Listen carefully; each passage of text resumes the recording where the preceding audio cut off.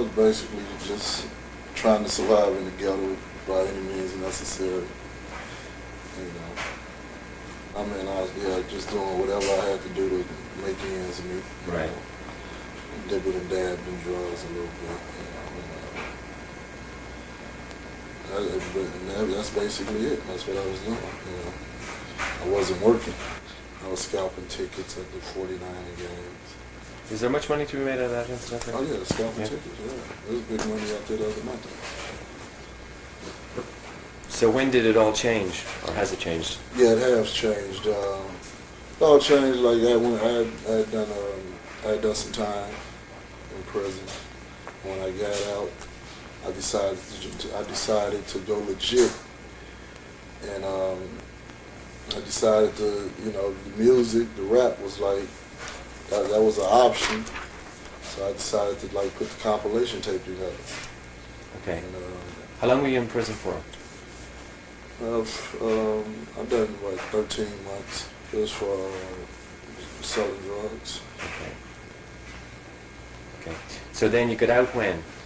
I got out in December of '92. Okay.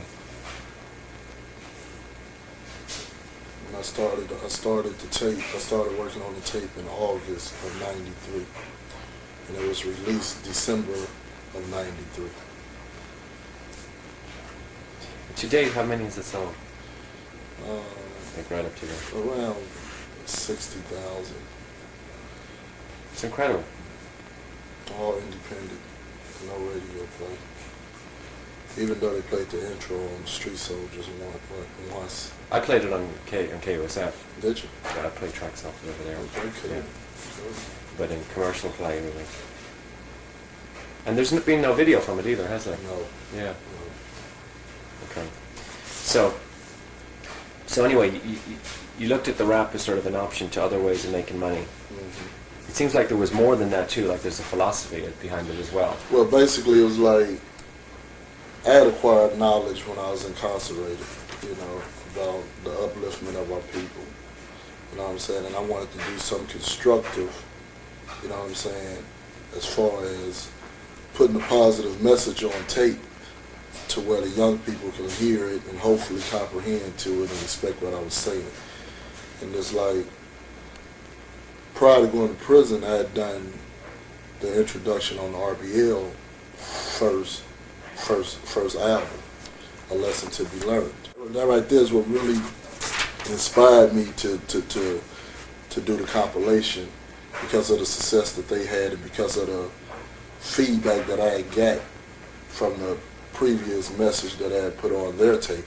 That inspired me to damn, I could do another message. See, at first I was just going to do a single and just put 2 or 3 positive messages on there, but before I can actually do that, I got with Black Chris from RBL. I got with a few other brothers. I got with Forte, and they was like, "Damn, man, that sound cool, huh? You should let me do a song on there too." Now, how did they know you? Like Forte, how did Forte know Well, you? me and Forte, we go back, a few years, you know what I'm saying? And, he was struggling, and, he didn't experience some of the things that I experienced. Right. So, me and him was, we usually kick it from time to time. He stayed in the Fillmore district. Mm-hmm. But now, every now and then we get together, you know what I'm saying, socialize, kick game, talk about rap, and whoop, right? Right. And he was just at my house one day, and we had discussed it, and he was saying, "Man, that'd be the thing to do." And then Black Chris from RBL, he really inspired me. He was saying, "Let's do this." So that's basically how it materialized. Now, you said the feedback you got when you did the intro on the RBL, on their record first. What sort of feedback did you get? Like, what do people say? I mean, people say "Damn, Herm, man, that was tight what you done on that, man. That was real positive, man. That's something different," you know what I'm saying? And I got one article that my partner had gave me, and that right there really inspired me, because it's like, what article? I got an article from UCLA, from the UCLA campus paper. Okay. You know what I'm saying? And they had they had some of the lyrics. They had my lyrics written down. Uh-huh. And I was like, damn. So it did touch somebody. Somebody paid attention to what I was saying, right? So I was like, cool. And at the time, the RBL album was out. They sold like 150,000 copies. And at the time their album was out, I was incarcerated. You know what I'm saying? So I didn't get to experience the satisfaction of being part of their success because I was locked up. You know what I'm saying? But when I got out, they were still like, you know, handling their business. Tape was still selling, but I had missed a large portion of the success and the enjoyment of it. Right? So I was like, man, I want to do something. And like they was telling me when I first came, they said, yeah, well, we're gonna let you do the introduction on the next one. So I was like, cool, but it wasn't materializing. So I said, fuck it. If they ain't ready at a certain point, and if I'm financially able to produce my own album, I'm just gonna sacrifice like 10,000 and see what happens. And that's what I done, and the compilation tape done exceeded all of my expectations. You know what I'm saying? Because I ain't never thought, I never imagined that I would be getting like an interview from you, an interview from 4080, an ad in, you know, different magazines. I never even imagined that. So I feel What like... did you think was going to happen? Like, when did you press up when you put? What'd you do, like, for that? 5,000? When I pressed up. Okay, after the tape was finished, JT, a few other brothers, man, this tape gonna bounce, woo, woo, woo, right? So they was like real enthusiastic about the tape, and you know, so I said, well, okay, cool. So I pressed up 2,000 cassettes and 1,000 CDs, right. And they went like that. Right. And I pressed up some more, they went like that. Then I started pressing up 5,000 CDs, 5,000 tapes, 2,000 CDs.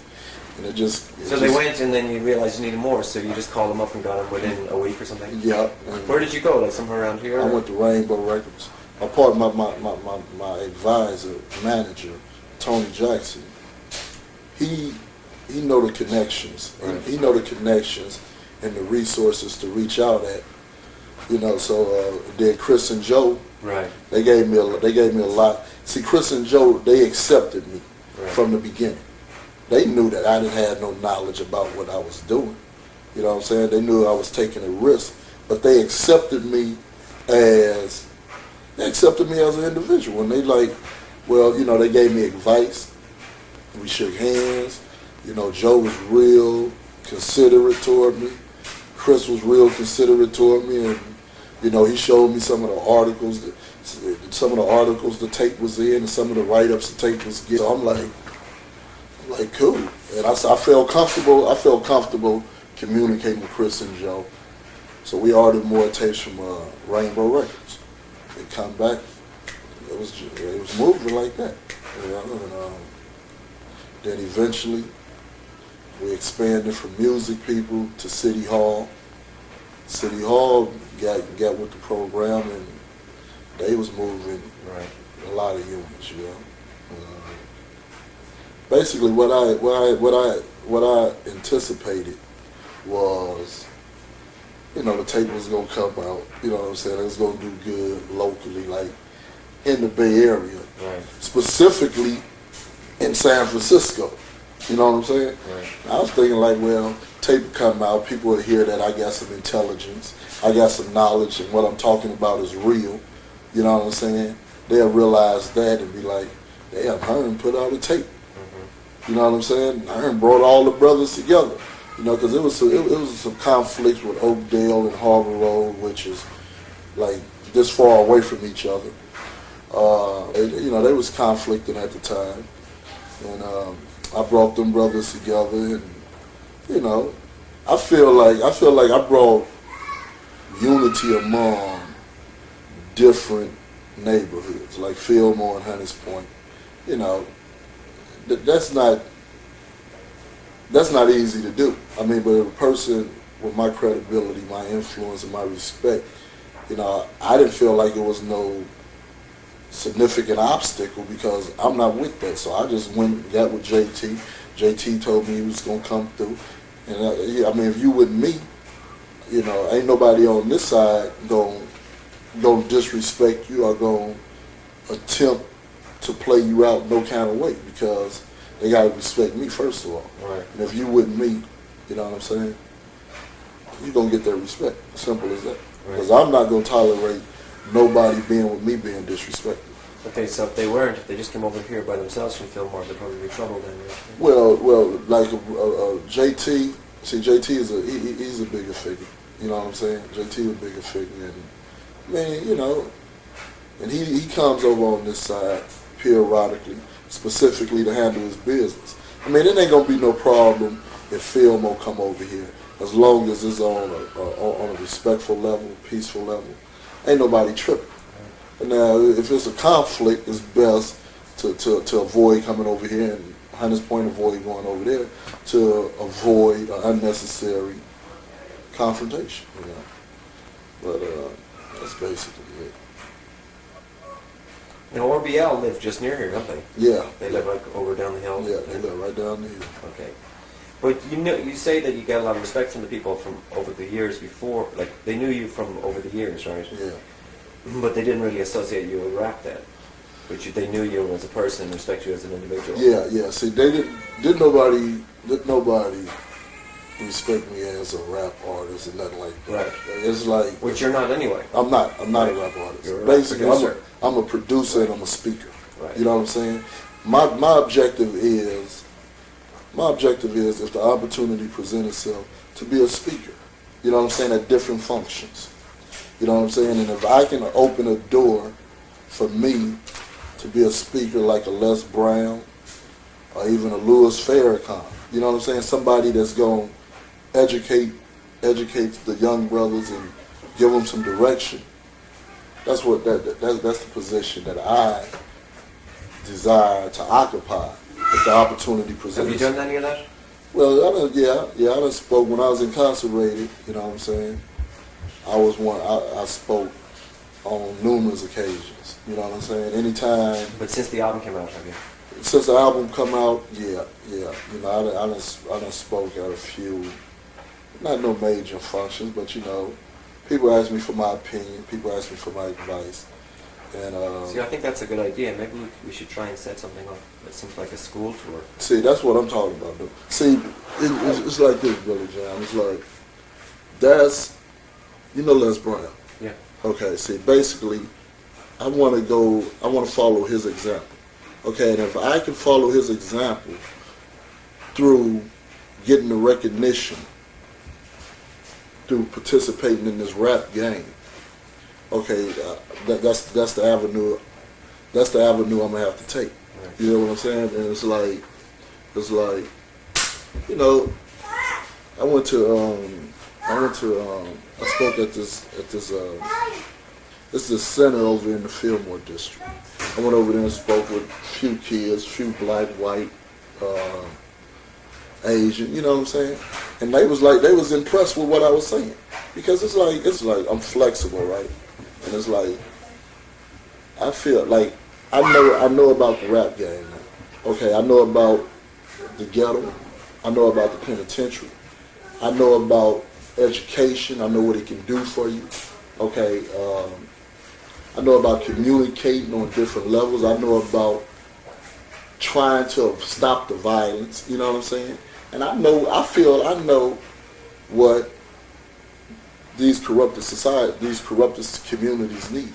They need somebody. I mean, it was like with me being accepted in this rap game. You know what I'm saying? Just like, you know, rappers, they do their shows, cool.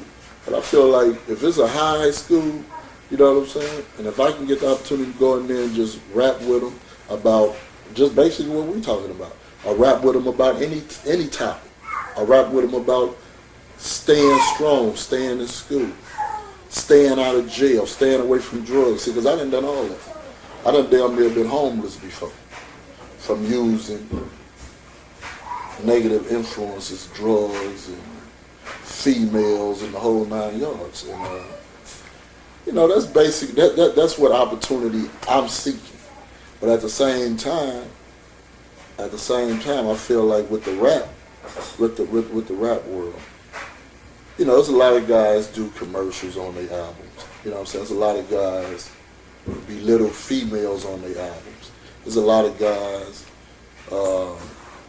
talk about killing brothers or taking from brothers on the album. So I feel this is another way. This is a strong. I feel like, okay, if you can take a minute and make a commercial that's negative or not productive, you should also be able to take a minute of somebody putting something positive and constructive on your tape. You know what I'm saying? Regardless of the negativity, like I say on Master P tape, don't be influenced by the negativity in the rap. It's nothing personal. It's just reality of trying to survive together. See, it's like people need somebody like me to stress that to them, because like young kids are listening to rap. We talking about, it's been a long time since I used my 9, but you got yours because I got mine, and get the wrong interpretation or the wrong impression and be feeling, you know what I'm saying? But they also need to hear the consequences behind using a 9.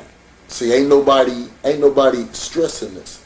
See, but I know, because I done been on death row, you know what I'm saying? I done been in solitary confinement with brothers that's been down for 15 years, 10 years, and never getting out.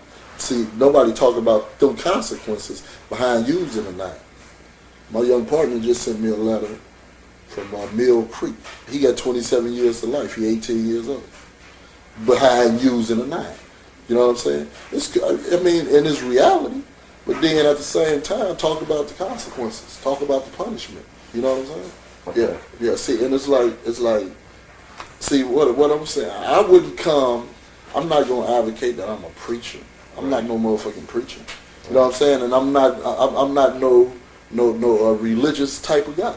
I'm talking about shit straight from the ghetto, straight from the hood, shit that I done experienced, shit that my brothers done experienced, shit that my homeboys is experiencing every day, shit that rappers is experiencing every day. This is what I'm talking about. Right. And it's like in the tapes, you know what I'm saying? I don't get, you know, it's like I can come and be like, man, fuck this or fuck that or bitch this or bitch that, and still get the point across. But it's just, you know, I have changed my vocabulary, but now if the circumstances demanded for me to express myself like that, I can. Okay, like what I'm saying is, I can do, okay, if I have the opportunity to speak somewhere, I can do the intro word for word, but I can also, after I finish the intro, I can break it down and put it in perspective and let a person know what I'm talking about handling your responsibilities. You know what I'm saying? You got to be productive to accumulate material things. You got to respect the next man, because if you don't, it can be violence or unfortunate consequences related to not respecting the next man. You know what I'm saying? And people need to know that. You know, people need to know that. You know, and that's real. You know. From this album, you've talked to a lot of people who heard it and given you feedback. Do you think that the message has gotten across? It's like some people listen to the message, and some people feel the message. You know what I'm saying? Some people feel it, and some people just goes in one ear and out the other. And goes in and out the other ear. But at the same time, just like you were saying, okay, it's like at the same time, it's like some people. Okay, I done that message at the street conference, Camille Street Knowledge Conference. Mm-hmm. Okay, and got a standing ovation because of the type of event it was. Okay, now if it's an event to where it's about the upliftment of the people, about the education, you know, or something like that, about stopping the violence. If it's a event like that, people gonna take heed to everything I'm saying. So you did it after it had been on the record, and you went along to this, and yeah, and you know, I feel like. Where was that at? That was at the convention center in Oakland. Okay, yeah, that one. Yeah, okay, yeah. We done it over there, right? Street Soldiers. Yeah, Street Soldiers. A few months ago. Yeah, and it's like what I'm saying is like this year. Yeah, Chuck D was there. Right. KRS-One was there. Right. I can't put myself in the category of them because of their success. But see, they've been getting the exposure. You know what I'm saying? So people look at them as revolutionaries, as educated, as brothers that's educating society. Okay, and if I was to get blew up like that, you know what I'm saying, in magazines, whoop, whoop, whoop, you know what I'm saying, and I was projecting this image, okay, people is gonna be like, damn, let's hear what he talking about. You know what I'm saying? Like from the Master P compilation. Hearing what I'm saying on there, after hearing this, people gonna be like, damn, man, let's hear what he talking about. You know what I'm saying? Let's hear what he talking about. You know, and then the RBL album will be out next month. You know what I'm saying? I done something on there. Oh, you're on that one too. I heard a bit of it the other day. Yeah, you know, and it's like same thing. Yeah, you know, my thing is. What, do you do a couple intros on it? I just done one intro on that. You know, my thing is. They kept their word, in other words. Yeah. My thing is to do something positive. You know what I'm saying? Do something positive from a ghetto perspective. Okay, because it's like I'm from the ghetto. I'm from the jungle streets. You know what I'm saying? And it's like I'm not advocating nothing that I haven't experienced. I'm not advocating nothing that I'm not practicing. Everything I'm talking about, I'm trying to execute. You know what I'm saying? So. Hey, what do you think is going to happen? Do you think things are going to get worse or better or what? It seems to me like this world's messed up real bad. Yeah. This world is messed up. It's toe up, and it's like society is toe up, man, and it's like a few, you know, it's gonna be a few brothers that's gonna wake up and smell the coffee and make appropriate decisions and put their life in the right perspective. You know what I'm saying? Brothers like JT. Okay, brothers like Forte. Okay, RBL is attempting to do the same thing. Okay, but me myself, I'm attempting to do something constructive and put my life in perspective. Okay, but it's like you can't collectively take the masses and expect everybody to cooperate, you know what I'm saying, and say, okay, we're going to do the same thing. You know what I'm saying? But now, I feel like, you know, if you can get 20% of the people to change their attitude and go in a different direction, a positive, respectful direction, then you're making some progress. What about if I came to you and I said, look, I really think that's great what you're doing, but I sell crack and that's the only way I can make money, and, you know, I need to make the money to support my family. See, what would you say to me? It's like this, right? It's like, I done experienced all that. And it's like, I wouldn't discourage you because society ain't giving us no options. What other, I mean, it's brothers out there right now. Right. What other options do you have?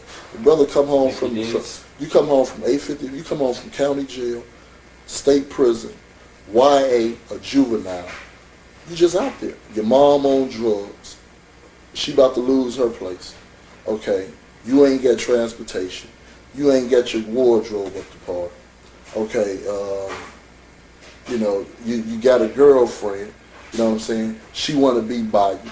You got to do little stuff for her. You got a kid. He need little. I mean, society ain't finna give you no job immediately. So, you know, probably my partner just was here yesterday. He just come home from doing a year in the penitentiary. Violation. Okay. He look good. He got the right attitude. He healthy. He jogging. He working out. He with his girl. He staying at her house with her. And everything is cool. Okay, he been out for a week.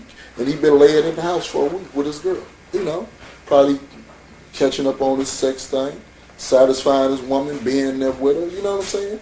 Talking about his expectations of what he want to try to accomplish. All that's cool. But okay, it's been a week now. Now 2 weeks. You know what I'm saying? Now a telephone bill done come in. You know what I'm saying? PG&E bill done come in. Okay? His woman, she got $50. He ain't got no money. He fresh out. The $200 he got leaving the penitentiary is gone because he took her to the show. He took her to eat. He bought him some tennis shoes and a sweatsuit, so that's gone. Okay, now he can come to me. Okay, here'll go $50. And then he can go to his other partner, he'll go $50. He probably go to his other brother and get 100. Okay, but now a month done passed. You can't keep coming to me saying, man, I need $50. You know what I'm saying? And everybody else out there hustling. You're going to have to get your ass out there and hustle. Okay, and it's like, that's the only, it's like, but now at the same time, this brother, if he came out and a job was waiting for him, a permanent job, you know what I'm saying, that he can get some benefits from and can be comfortable, man, how to do that? Man, go on to work. Ain't no need, man. Don't jeopardize your freedom because if they catch you with anything, you're going to the penitentiary. Go on to work, man. Just go home and chill with your girl. Come and kick it with me. We can go to the studio sometimes. You know, I'm all for brother living a normal life. Man, live a normal life if the opportunity is there. You know what I'm saying? If you get that advantage. Right. But there's so many brothers that don't have that advantage. Okay, like the community, right? The city just gave out like 100 jobs. About 50 jobs, 75 jobs. A few of them, about 25 of my homeboys got jobs with the city right now. You know what I'm saying? And all of them was out there desperate, trying to sell some weed, trying to sell some crack, trying to make ends meet.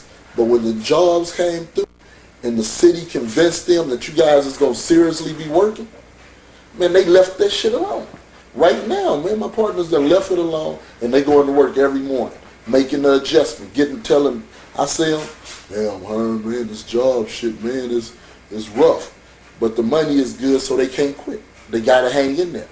You know what I'm saying? They had like 25 of my homeboys, about 15 females from around here. That's cool. So I wouldn't condone it, you know what I'm saying, and I wouldn't discourage it. It would be like, it's a catch-22. It's a catch-22. I mean, it's like, okay, dude, damn, man, Christmas is coming up, man. I'm tore up, man. I'm broke as hell, man. You know what I'm saying?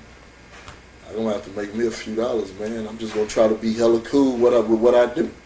Motherfucker, go get a sack and try to be cool as possible. Right. But it'll be just as luck. 2 days after you pick up the sack, bam. You know what I'm saying?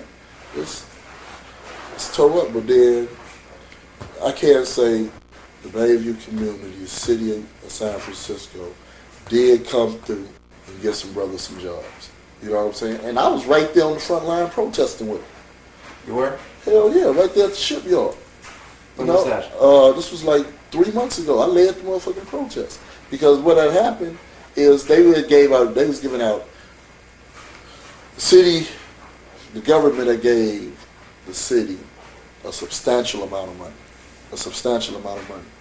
And they was giving out all the jobs to people that wasn't from around the community. But now the Army, the Navy shipyard was hiring the people, but they wasn't hiring nobody from the immediate community. You know what I'm saying? Yeah. So motherfuckers got made. And we all, me, Forte, Fly, a gang of other brothers, we all went down there and protested.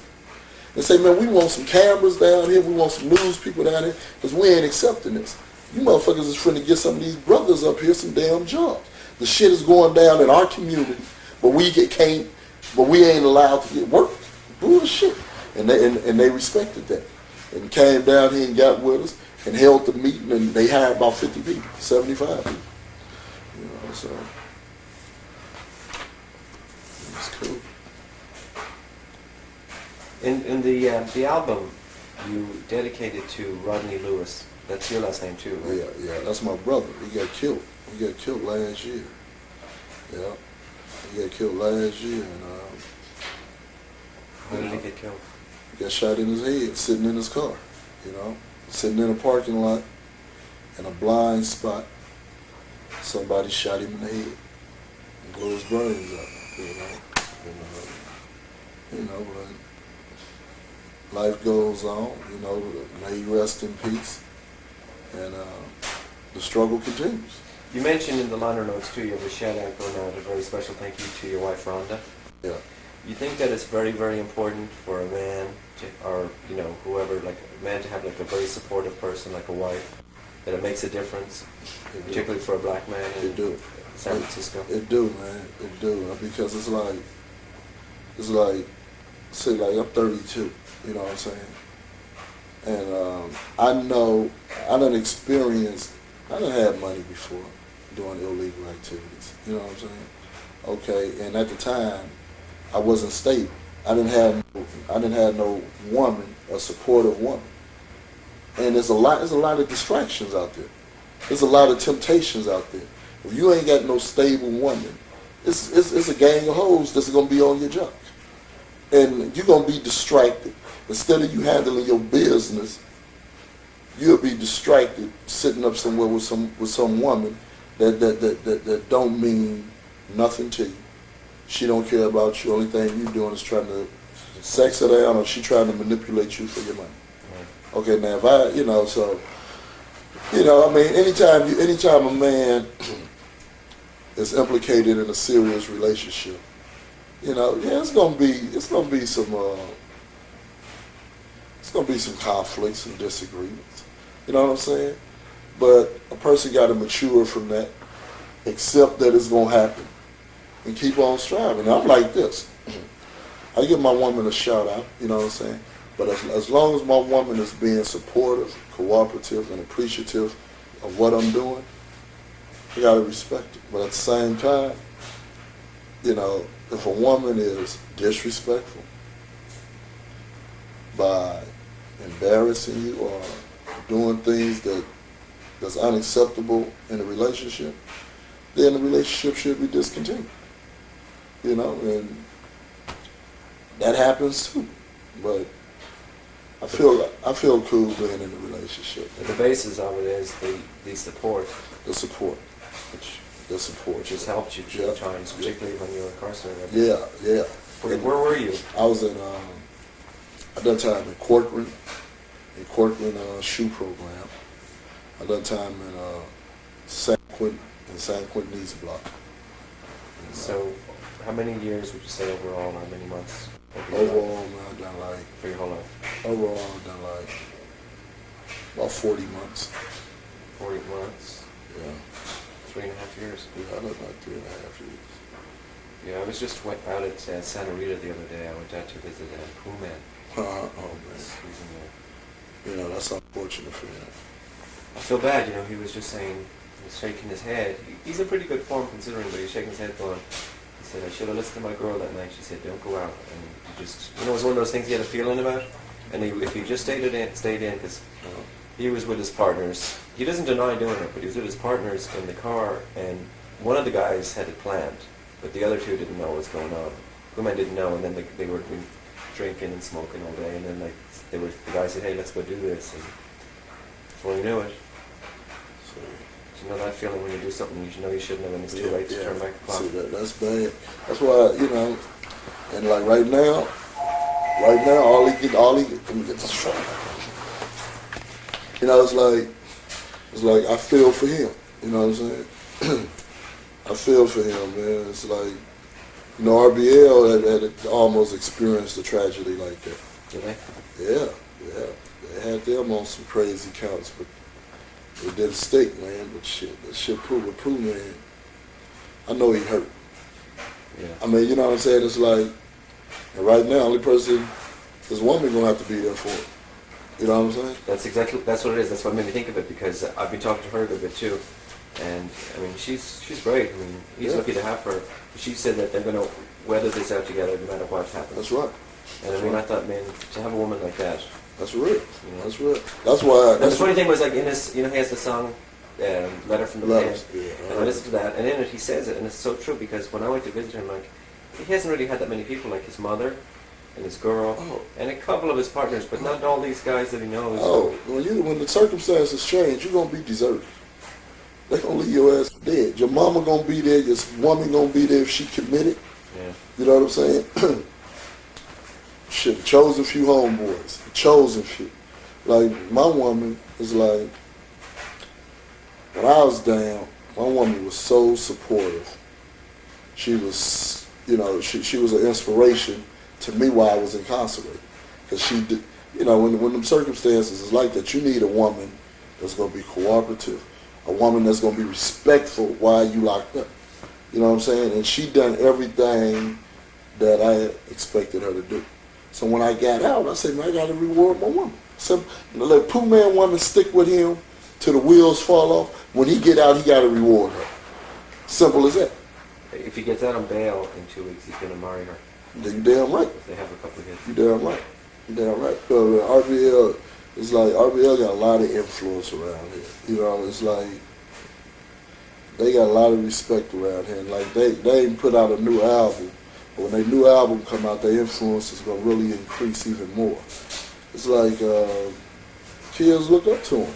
Why did they look up to them? Because they're doing it. Because they do it. Because what they're doing, and they done experience having some success. Their attitude haven't changed. They still got the same ghetto mentality, the same ghetto approach. You know what I'm saying? They still associate with the same individuals that they was associating prior to having the success. You know, and they look out for a lot of the young people. You know what I'm saying? As far as bringing them to the studio. You know what I'm saying?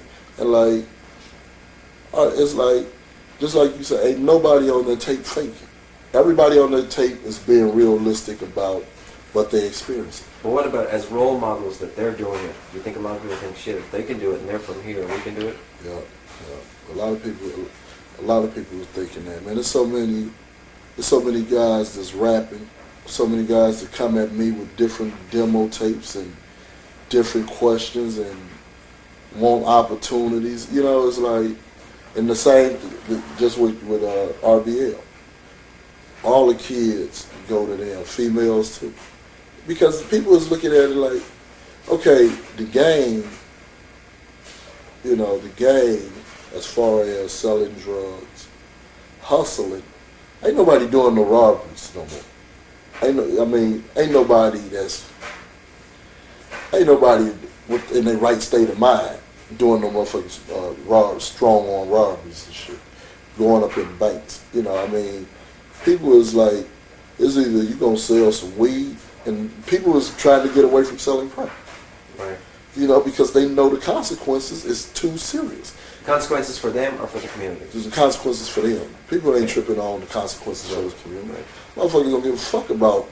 You know what I'm saying? Right. People ain't tripping on the consequences for the community. They tripping on the consequences for them. Like it's like people is trying to get away from selling crack to selling weed. Okay, and people is seeing that rap is an option is an option to get out the game, is an option to make some legitimate money, and people seeing rap as people looking at rap like it's like the game. Back in the days, the game was like people glorified the game. Oh man, I want to be in the game. Man, I want to rep me a donkey rope and whoop whoop whoop. All that shit is cool. That shit is old now. Motherfuckers is talking about motherfuckers want to be doing what I'm doing now. The game has changed. The game has changed. It's about rap now. It's still a game. Yeah, it's still a game though. It's different rules. It's just different rules, different play, and it's like in the game. I have participated in the game all my life. In the game, I met a lot of different brothers. You know what I'm saying? And I seen a lot of brothers up here. I seen a lot of brothers fall. I seen a lot of brothers go to the penitentiary. The whole 9 yards, right? But what really with the music, the rap thing, is beautiful because I done met new people. You know what I'm saying? I done met a lot of new good people of all nationalities. Chris and Joe, okay, you seem to be a cool guy. I done met the people over at Rasputin's. I done met Walter at City Hall. You know, Buddha Bob. I done met other rappers. You know, I didn't know JT prior to this tape, but me and JT, we embrace each other every time we see each other. D-Mo, I done met a few other rappers from the film. I met E40. You know, all these dudes, they shake my hand, and it's like, it's cool, because it's like, I'm 32, man, and now it's like I done met new people that can that I want to be connected to the wheels fall off. You know what I'm saying? That's good people, man. You know. Getting back to the album here, What do most people think is the best track on here? What's like their consensus, or You know, everyone has their favorite? I got my 9 in Jealousy. Yeah, Jealousy. Jealousy is the one. Yeah. You know, Jealousy. You know, I'm on that Jealousy tip. Yeah, I say. I got a few little lines on. I say, man, what's up with homeboy? Man, homeboy must be tripping or something. Then Cook say, man, let's go to the club, and I'd be like, oh, just like on the break. I say, come on, man, let's go. You hear my voice in there. Then I say, man, I don't know what's. Then I say something like, man, fuck them jealous hoes or something like that. I got a little something up on there. We done that at the other day. We done over at the Henry J. Kaiser Center. Yeah. Hip Hop on the Green. Oh, you went over to that? Yeah. How was that? I was tight. It was tight. It's some reggae as well too. Yeah, but it was cool. So so when you do concerts, so you do that, you went out and you joined IMP then? Yeah. So how do you do it then? You come out and are you the hype man first, or you come out and they introduce you? First, all right. We done 2 shows this Saturday. We done the one at the Opera House. They had a thing at the Opera House, Bayview Opera House. The Muslims gave something at the Opera House. Really? When was that? This Saturday. It was cool. Okay. Nice security. You know how the Muslims do. Right. Okay, so they wanted me. They called me and they wanted me to do the Stop the Violence message. And me personally, it'd be so much drama jumping off at these rap concerts. I feel that every concert should be opened up with Stop the Violence. Why not? It ain't gonna hurt. You know what I'm saying? Stop the violence. Man, let's have a peaceful concert and let this concert continue on. You know? So they wanted me to come down, and I done the Stop the Violence stuff. Okay? They loved it. And then after that, I done the Master P, the Master P intro. They loved it. That. Bam. JT performed. This is in Oakland. This is San Francisco. Oh, the baby. Yeah, Cold World Hustlers performed. RBL closed the show out. And No Trouble. No Trouble. No Trouble. It was beautiful. So we left there and we went over to Oakland, to the Henry J. Kaiser Center. And I done that. I opened that show up. You know, and I got a good response. We done the Stop the Violence, the intro on there, and we done the other intro for the Master P one, and it was cool. It was cool. Then Fly Nate done his song, The Bankster. He done his song, he turned it. And then Cool came on and done Jealousy and turned it. Then that was it. You know. Were all of these songs recorded specifically for this album? Yeah. So how does it work? Do you split the profits with them, or did they kind of say, here you go? What we done, see, like, this is a trip. It's like when I first brought that idea to people was like, man, hell yeah, I want to be on it. Forte gonna be on it? Yeah, I want to be on it. Everybody just wanted to be on it because it was something positive, and it was the thing to do. Everybody wanted to be, and so did nobody discuss no money terms. Only person that brought up the money was JT. But JT was the only one that talked about the money. Bam. So he insisted, man, look, man, the tape gonna sell, man. Just give me a couple of thousand, man. Now, man, well, actually, 1,500, 500 for each one of his artists, and 500 for him. Okay, cool. So after he came at me like that, I decided, I said, well, look, I'm gonna go on and pay everybody. Right. I said, so I paid JT 1,500 for him and his 3 artists, and he wasn't accepting no less. He was dogging me out. Then, so I came at Forte. I gave Forte 5. Then I gave everybody that was established, like JT, Forte, Cool Nut, and RBL. See, them guys actually helped the tape. Right. You hear what I'm saying? Okay, so, but everybody else, the tape helped them. Like Selsky, Fly Nate the Bankster, Right, definitely. Sugar Bear, Right. okay. Wasn't none of Cold World Hustlers. Okay, the tape helped their reputation. Right. They got recognition from the tape. So what I done, I paid RBL. I mean, well, actually I paid I paid JT and Fote Band. We tried to sign a contract with RBL and Cool Nut because of Jason for Minute.